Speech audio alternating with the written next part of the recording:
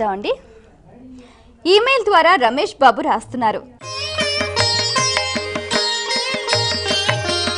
రాహుకాలం పూజలకు శుభప్రదమైనదేనా తెలియజేయగలరు అంటూ రాస్తున్నారు. పూజ అంటే ఏమిటి? పరిపూర్ణవంతమైనటువంటి భక్తితత్వంతో, త్రికరణ శుద్ధితో కర్మ విధ్వంసన చేసుకోవటానికి ఆచరించేటువంటి విశిష్టవంతమైన విధి విధానం. రాహుకాలంలో ఎక్కువగా చేసేటువంటి పూజలు రాహుగ్రస్త ప్రభావజనిత తత్వం. మనకి గ్రహచార రీత్యా రాహువు పట్టి పీడించినప్పుడు అనారోగ్యం, మానసిక చింతన, దాంపత్యంలో విభేదాభిప్రాయాలు, అనుకోని విపత్కర సంఘటనలు జరగటం ఇవన్నీ జరుగుతూ ఉంటాయి జ్యోతిష శాస్త్రరీత్యా. వీటి యొక్క ప్రభావం నుంచి రక్షింపజేసుకోవటానికి రాహుకాలము అని చెప్పేసి ఉంటుంది.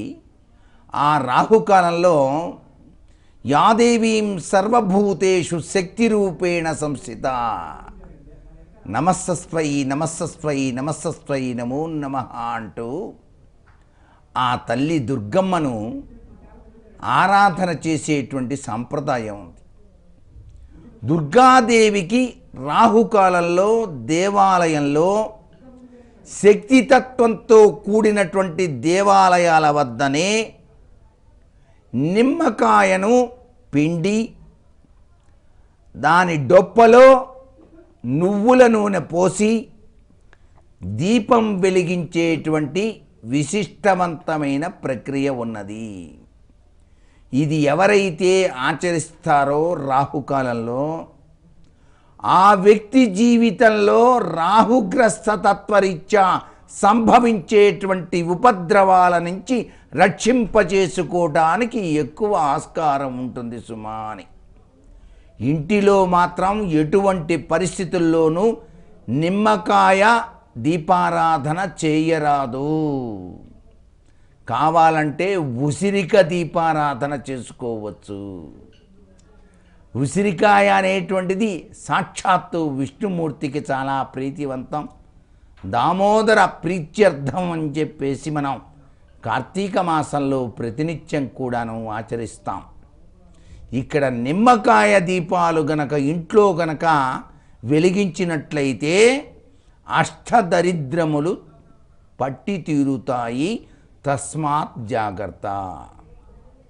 కేవలం శక్తితత్వం కలిగినటువంటి సులేన పాహినో దేవి పాహి ఖడ్గేన చాంబికే ఘంటాస్వనేన పాహి చాపజ్జా నిస్వనేన చ.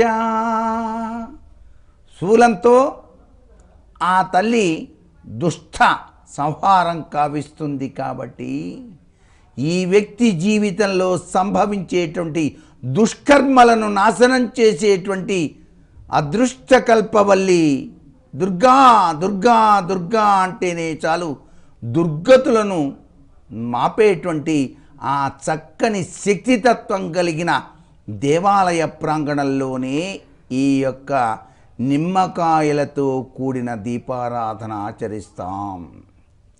ఈ రాహు పూజలు ఇవన్నీ కూడాను శాస్త్రరీత్యా చాలా విశిష్టవంతమైనటువంటి ప్రభావాన్ని కలిగిస్తున్నాయి. అందుకే రాహుకేతు పూజ అని చెప్పేసి శ్రీకాళహస్తిలో నిత్యం కూడాను నిర్వహిస్తూనే ఉన్నారు.